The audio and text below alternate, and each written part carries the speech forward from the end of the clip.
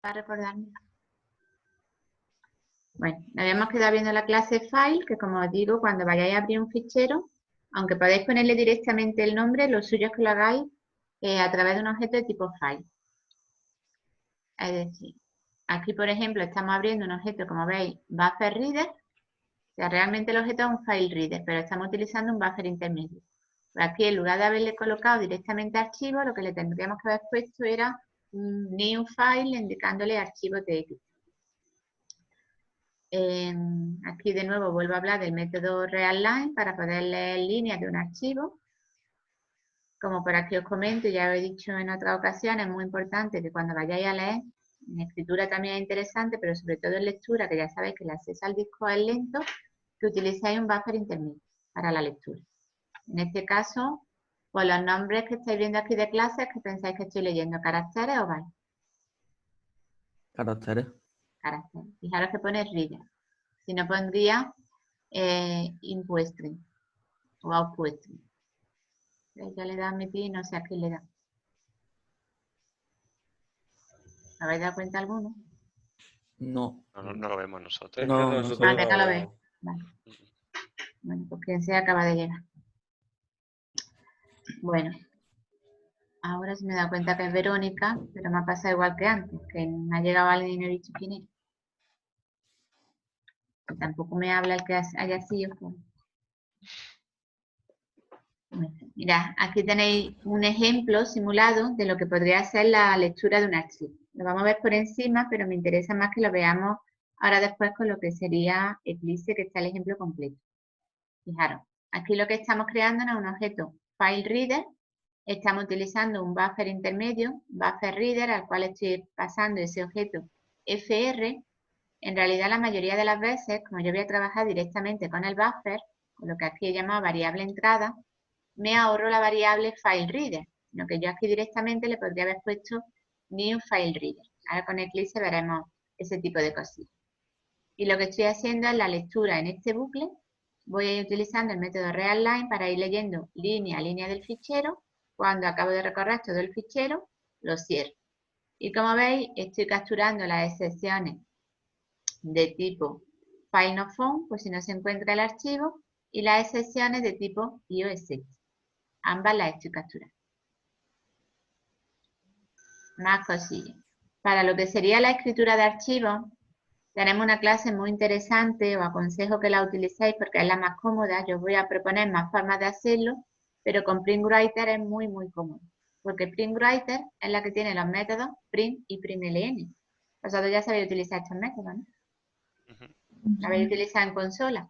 Pues igual que lo utilizáis en consola, lo utilizáis con un flujo que os escriba a vosotros en un archivo. Si en lugar de poner system out, pues pondréis el objeto FileWriter que hayáis creado para poder, en este caso PrintWriter, para poder escribir en un archivo en disco. Entonces, si queréis saltos de línea, no queréis saltos de línea, queréis tabuladores, es que es exactamente igual que escribir en consola. Si no, pues veremos otras clases que tienen métodos write para poder escribir en archivo. ¿Vale? PrintWriter se puede utilizar para crear a partir de un BufferWriter, que se crea a partir de un FileWriter. Esto es un poco engorroso, pero ahora después lo vemos con un ejemplo. Ah, Rosy, Bien. que quien ha entrado ha sido Juan Miguel Garrido. Ah, Que es que se le ha ido la luz, lo que ha dicho. vale, vale. Juan Miguel lo tenía anotado aquí de antes. Vale. De todas formas, antes me llegó alguien que no sé quién era. A mí me tenemos invitado a otros cursos, ¿no? Eso le pasó allá a Verónica, creo. ¿Tú ya, Rosy, tú has anotado todos los que se han conectado o quieres que los anote yo? Yo creo que los tengo. ¿Tú los puedes ver a los que hay? Sí. Ah, pues anótalo de todas formas. Yo los tengo anotados, creo. A lo mejor algunos se me ha despistado. No, yo si quieres, como los tengo, los paso y luego te los mando por correo y los Vale, corregí. vale. Estupendo. Bueno, fijaros, un ejemplito de escritura en disco. Mirad, lo que antes estaba diciendo. Vamos a utilizar la clase, como os decía, PrintWriter, que es la que tiene los métodos print y println, ¿vale? Pero esa clase yo no la puedo utilizar así directamente, sino que a esa clase le tengo que pasar un objeto FileWriter. Si encima además quiero un objeto BufferWriter, pues voy a tener que encadenar estos tres objetos para conseguir escribir en un archivo en disco utilizando los métodos print y println. Esto la primera vez que uno lo hace es un latazo. Las siguientes veces lo copia del ejercicio que ya he hecho anteriormente. Es lo que todos hacen. En este caso yo ni siquiera lo haría de esta forma, sino que me crearía un objeto printWriter al cual, donde aquí pone BW, me haría un new BufferWriter y a ese BufferWriter donde pone FW le habría puesto new FileWriter y en donde pone escribe TXT le habría puesto new file. ¿Vale? Entonces encadenaríamos ahí la salida de unos objetos o la entrada de unos objetos con la salida de otros. Ahora después, no obstante, lo vais a ver con Eclipse un ejemplo común. Una vez que ya tengo el objeto, ¿vale? Salida.println, ¿dónde pensáis que estoy escribiendo esto? Hola, soy la primera línea. ¿En el texto? En el En el archivo archivo. escríbeme TXT. Ahí lo estáis escribiendo. Cierro el archivo y ahora fijaros que voy a volver a abrir otra vez el mismo archivo. Mirad que en este caso he encadenado 2, no he encadenado las 3, se podrían haber encadenado las 3 sin problema. Y le he puesto true. ¿Eso para que hemos quedado que era? Para que te lo añada. Para que escriba Para debajo. escribir. Para que me lo añada al final, es decir, para que no me machaque lo que ya tenía antes. Ahora le estoy haciendo otra vez una escritura, le estoy añadiendo otro texto, me he creado un valor numérico, lo estoy escribiendo también en el archivo y finalmente cierro el archivo. Es decir, yo estoy escribiendo en el archivo como si lo estuviésemos haciendo en la consola, utilizando la clase printWriter, que es la que tiene los métodos print y println. ¿Vale?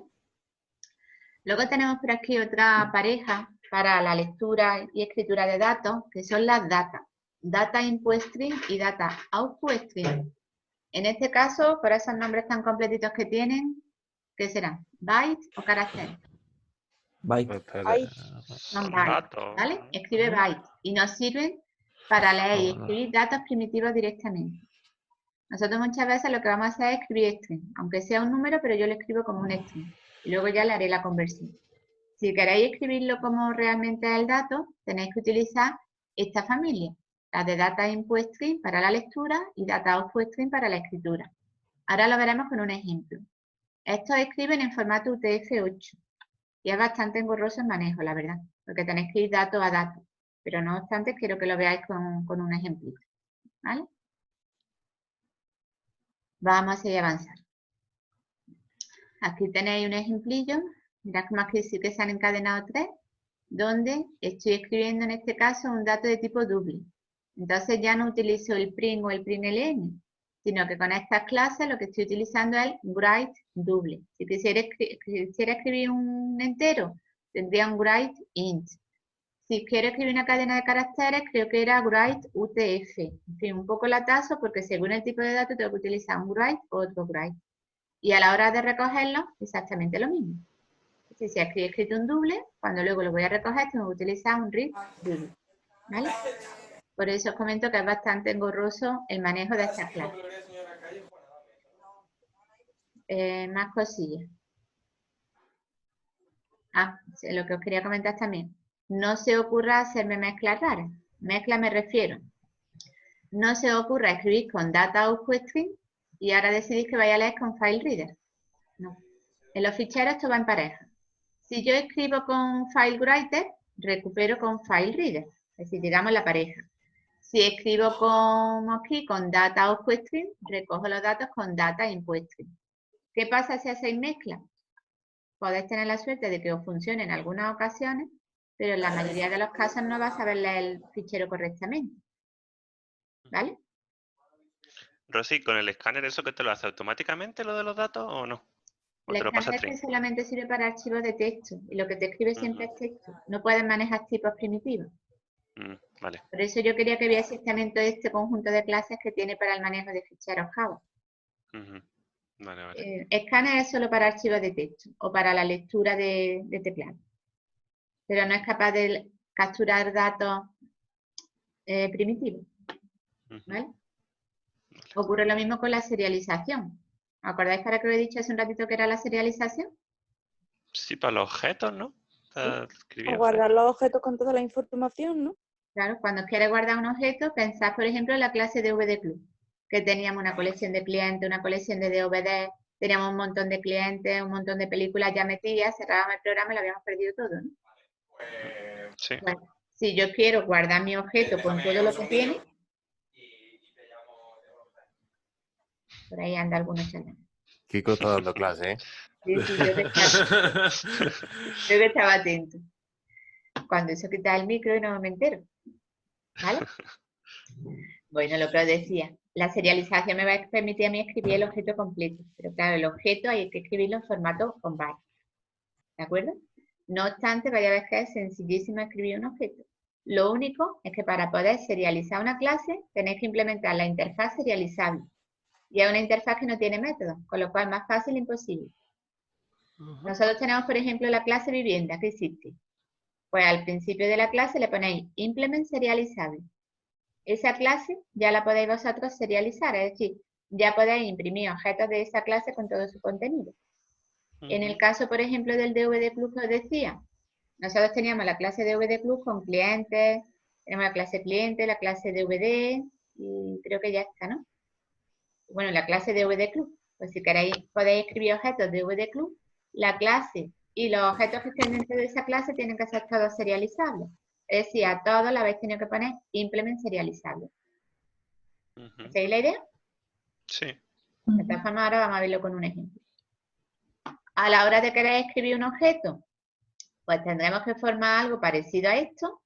Le decimos que lo que queremos es, tenemos las clases object input string y object output string para leer y escribir objetos, y tenemos unos métodos que son writeObject y readObject para poder escribir el objeto o recuperar el objeto. Os vuelvo a decir lo mismo de antes. Si he escrito un objeto, no puedo luego recuperarlo leyéndolo como si fuese un archivo de texto, porque lo que vaya a leer van a ser una serie de caracteres que no vaya a comprender. ¿Vale? Entonces, si escribo objeto, lo leo como objeto. ¿Vale? Con el método writeObject o readObject. Lo que sí le haremos a la hora de recuperarlo, ahora lo veremos con un ejemplo, es un casting indicándole qué es lo que yo había escrito. En este caso había escrito una cadena, que es un objeto. Si lo que he escrito es una inmobiliaria o un DVD Club, pues yo le haré el casting a DVD Club y ya lo tengo. ¿Vale? Tan fácil como esto que estáis viendo aquí. Sigo. La serialización, como por aquí os pongo, va a tener un comportamiento automático. Existe la posibilidad de especificar cómo se deben hacer las cosas. Por ejemplo, si nosotros tenemos una clase que tiene una contraseña y no queremos que la contraseña se escriba cuando yo quiera guardar el objeto en disco, le podemos especificar el valor transient. Con eso lo que le estamos indicando es que no me escriba ese objeto a la hora de serializar los objetos de esa clase.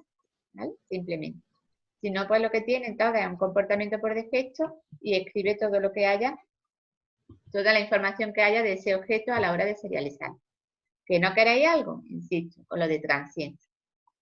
Las variables estáticas, las de clase, no se serializan. Si vosotros queréis serializarlas, lo tenéis que hacer vosotros ya de forma manual, que ahora os explico cómo. ¿Vale? Como por aquí os pongo, las clases que implementan serializables pueden, no es obligatorio, definir los métodos writeObject y readObject, con los que controlan la serialización. No están obligadas a hacerlo porque una clase sin estos métodos obtiene directamente el comportamiento por defecto. Si los define, serán los que se utilicen al serializar.